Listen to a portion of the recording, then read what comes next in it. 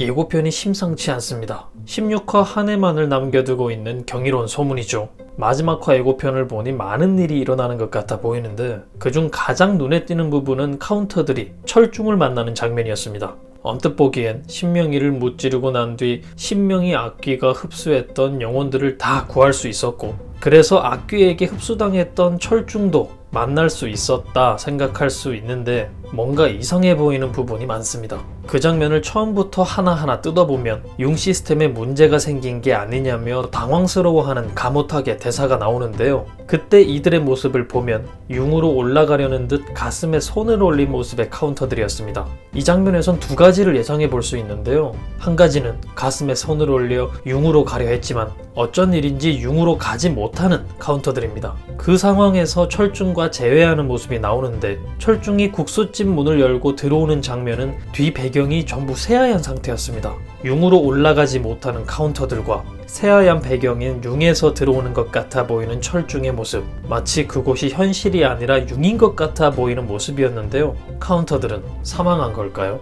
그 상황에서 철중을 보고 뭔가 떠오른 듯 여기가 그럼 이라는 말을 했던 하나를 생각하면 자신들이 지금 이미 융으로 와 있다는 사실을 생각하는 듯해 보이고, 철중이 반가워 끌어안고 환영하고 있는 부분에선 추여사, 모탁, 하나, 셋만 존재하는 모습이었습니다. 소문이는 찾아볼 수 없었고 최장물 역시 찾아볼 수 없었는데요. 만약 3명의 카운터가 사망했다면 소문이는 살아남았다는 말이 되고 최장물은 신명이와의 대결에 참여하지 않았으니 당연히 융에 없는 모습이 자연스러운 것이겠죠. 한 장면 한 장면이 그들의 죽음을 내비치고 있는 것만 같은데 과연 이들은 사망해버린 걸까요?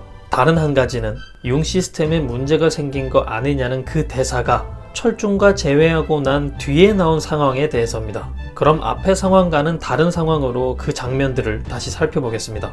가슴에 손을 올린 카운터들의 모습은 융으로 올라가려는 모습이 아니라 융에서의 볼일을 끝마치고 다시 현실로 돌아오는 모습으로 보이는데요. 현실로 돌아온 상황에서 국수집 문을 열고 들어오는 철중을 마주하는 모습입니다. 악귀가 흡수해버린 사람들은 모두 사망한 상태이기 때문에 철중이 현실의 국수집 문을 열고 들어온다는 사실은 이해하기 어려운 상황인 듯해 보이는데요. 그렇기 때문에 가모탁이 융 시스템에 문제가 생긴 게 아니냐라는 말을 할 것으로 보인다는 것이죠. 철중이 들어오는 장면에선 누군지 알 수 없게끔 포커스가 날아간 흐릿흐릿한 상태라서 뒤 배경이 하얗고 뿌옇게 보이는 게 이상한 건 아니라 생각할 수도 있습니다.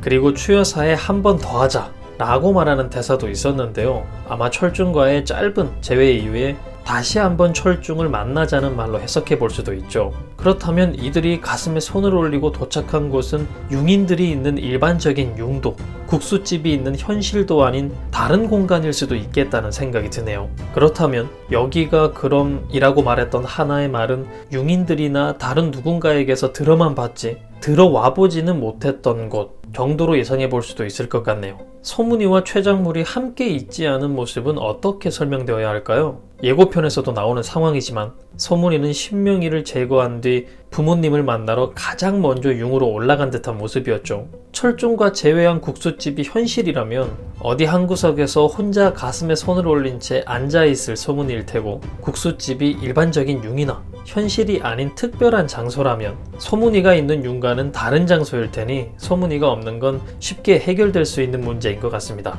최장물 또한 융으로 올라간 그들 옆에서 그들을 지켜주고 있었거나 그때 그들과 함께 있지 않았거나 혹은 융으로 올라간 정구를 만나러 갔거나, 갑자기 슬퍼지려 하는데 주제와 다른 이야기가 길어질 것 같으니 넘어가도록 하겠습니다.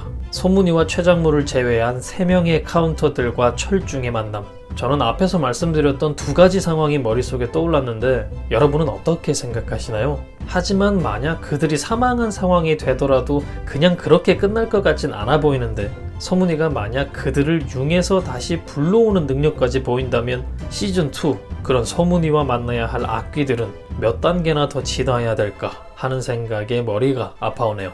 예고편 속엔 신명이와 신명나게 싸우는 카운터들의 모습도 있었죠. 4명에서 신명이 하나만 상대하는 상황이었지만 쉽지 않은 모습이었습니다. 마지막 전투라서 괜히 그런 건지 기대했던 만큼의 액션이 나오진 않을 것 같은 느낌입니다. 실제로 신명희와의 액션이 시작되고 난 후 액션씬 퀄리티가 조금은 낮아진 것 같이 느껴진 건 저뿐만일까요? 신명희와의 싸움에선 격투보단 염력을 써야 할 상황이 많을 거라 생각해서 배우들 간에 연습할 시간이 부족했던 건지 편집이 매끄럽지 못했던 건지 개인적으로는 몰입을 깨지 않을 정도로 조금만 더 자연스러웠으면 어땠을까 하는 아쉬움이 남는 부분이었습니다. 소문이의 발목을 꺾어버린 신명희입니다. 다시 한번 발을 저는 모습의 소문이가 나왔는데요. 그런 상황에서도 뚜벅뚜벅 신명희를 향해 걸어가며 염력을 쓰려는 소문이의 모습이 나왔습니다.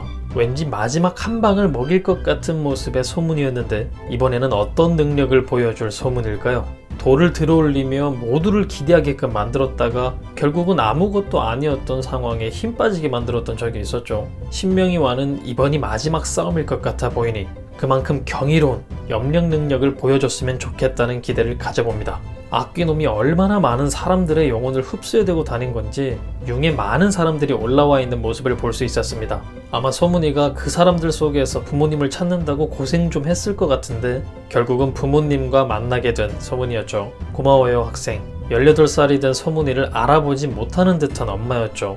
자신을 알아보지 못하는 부모님의 모습에 안타까워하는 소문이를 보면 저는 바로 눈물 찔찔 흘리며 울어버릴 것 같은데 오늘 두루마리 하나씩 꼭 옆에 끼시고 시청하시길 권장합니다. 그래도 마지막 화니 결국엔 소문이를 알아볼 그들이겠죠. 사실 알아보는 그 순간의 장면에서도 눈물 주르륵 하지 않을까 싶습니다. 과거 소문이는 부모님을 만나게 되면 꼭 해야 한다는 말이 있었는데요. 저는 그 부분이 가장 궁금해지네요. 과연 소문이가 부모님에게 가장 하고 싶었던 말은 무엇이었을까요? 나 이만큼 잘 자랐어요. 신명희 사건은 잘 해결했어요. 나 좋은 친구들도 많이 생겼고 행복하게 잘 지내고 있어요. 할머니, 할아버지 건강하게 잘 지내고 계세요. 엄마, 아빠들 이렇게 잘 컸으니 걱정하지 마요. 하고 싶은 말이 너무나 많을 소문일 텐데 어떤 말을 가장 하고 싶었을 소문이었을까요? 사실 뭐가 됐던 여기서 또 울게 될 테니 아까 말씀드린 두루마리 꼭 옆에 챙겨두시길 다시 한번 권장합니다. 결국 마지막을 앞둔 경이로운 소문입니다.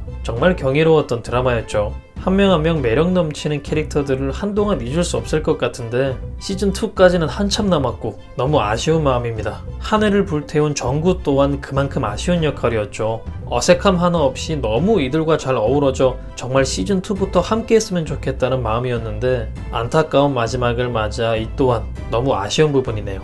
아마도 신명희 안에 최종 단계 악귀를 소환하며 깔끔한 마무리를 할 듯한 경이로운 소문입니다. 그래서 더욱 다음 이야기가 어떻게 진행될지 예상할 수가 없는데요. 또 그렇기 때문에 기대되는 다음 시즌입니다. 하지만 다음 시즌은 다음 시즌이고 오늘 방영될 소중한 마지막 회 또 한 번 경이로운 마지막을 기대하며 저는 다음 영상에서 뵙겠습니다. 감사합니다.